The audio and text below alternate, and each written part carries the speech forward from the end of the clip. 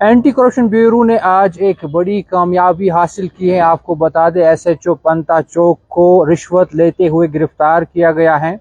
पूरी डिटेल आपको बता दें कि एंटी करप्शन ब्यूरो के एक कंप्लेंट मौसूल हुई थी, जिसमें कहा गया था कि एसएचओ पंता चौक आजम इकबाल उनसे रिश्वत की मांग कर रहा है।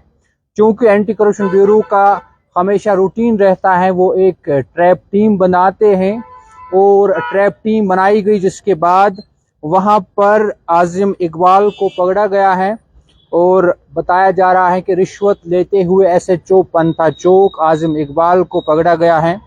और चूंकि इसके साथ साथ जो मजीद कार्रवाई है, इस मामले में इन्वेस्टिगेशन है, वो भी चल रही है।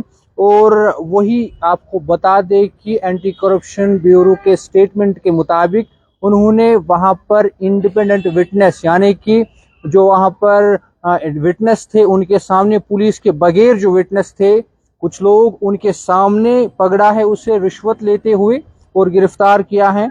इसके साथ साथ ये भी बता दें कि एंटी करप्शन ब्यूरो ने इसमें बताया है कि अभी जो है फर्दर इन्वेस्टिगेशन चल रही है, क्योंकि इस मामले में और भी कुछ लोग जुड़े हो सकते हैं, उनके खिलाफ भी आने वाले वक्त में कार्रवाई हो सकती है। तो एंटी करप्शन ब्यूरो के लिए एक बड़ी कामयाबी, एसएचओ पंता चौक आजिम इकबाल को रंगे हाथों रिश्वत लेते हुए पकड़ा गया है और जो रिश्वत का रकम है वो भी बरामद किया गया है एंटी करप्शन ब्यूरो की जानिब से।